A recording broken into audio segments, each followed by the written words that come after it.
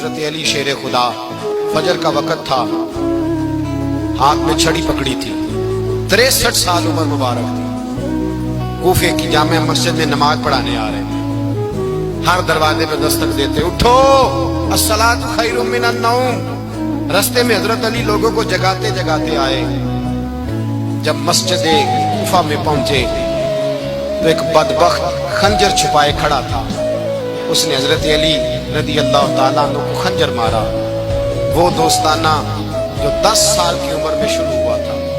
جب شیر خدا کو خنجر لگا تو پتہ لفظ کیا تھے؟ فزت برب الکعبہ، لوگوں رب کعبہ کی قسم میں کامیاب ہو گیا، میری زندگی دین کے کام آ گئی، میں کامیاب ہو گیا۔ حضرت علی کی داڑھی ساری لہو سے بھر گئی۔ حضرت شیر خدا فرمایا کرتے تھے، ایک دفعہ میں بڑا بیمار ہوا، میرے سے اٹھ کے کھڑا نہیں ہوا جاتا تھا، حضور تیمارداری کرنے آئے تو میں نے کہا یا رسول اللہ پتہ نہیں بچوں گا کہ نہیں۔ حضور نے فرمایا علی نہیں، تو اس وقت دنیا سے جائے گا جب تیری داڑھی لہو سے رنگین ہو جائے گی۔ شیر خدا کہتے ہیں جب زخم لگا تو میں نے نیچے جھکا کر دیکھا تو داڑھی لہو سے بھری ہوئی ہے، میں نے کہا بس وہی کامیاب ہو گیا۔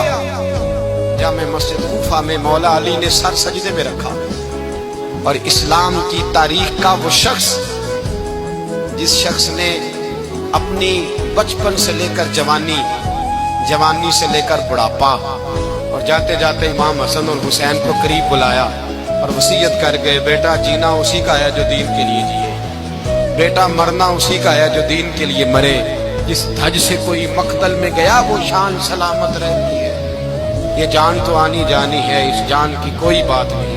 حضرت شیر خدا کرم اللہ تعالی وجہ الکریم خاتم الخلفاء تھے، ان پر خلافت اسلامیہ ختم ہوئی۔ حضرت علی رضی اللہ تعالیٰ عنہ جس دن وصال ہوا، آپ کے بیٹے کہتے ہیں اس رات مولا علی نے خزانے کا مال سارا ایک رات والے تقسیم کیا، اور پھر جس جگہ مال خزانہ ہوتا تھا وہاں 2 نفل پڑھ کے کہا اے اللہ میں نے تیرے بندوں کی امانت تیرے بندوں تک پہنچا دی ہے۔ زندگی دین کے نام کر کے وہ شیر رخصت ہوئے۔ 21 رمضان المبارک کی شام ڈھلی تو حضرت علی المرتضیٰ شیر خدا رخصت ہوئے۔